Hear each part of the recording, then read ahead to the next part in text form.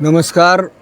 आदर्श क्रांती संघटनेमार्फत आमचे संस्थापक अध्यक्ष संजय अण्णा जगताप यांच्या मार्गदर्शनाखाली आमचे सर्व सहकारी आम्ही सर्वजण मिळून गेले 20 वर्षापासून हा उपक्रम परमपूज्य श्री अण्णा महाराज यांच्या मार्गदर्शनाखाली हा चालू ठेवलेला आहे.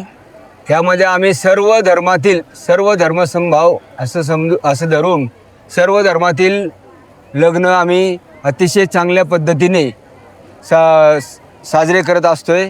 साधारण 20 वर्षामध्ये आम्ही आत्तापर्यंत 1000हून जास्त अशी लग्न पार पाडलेली आहेत.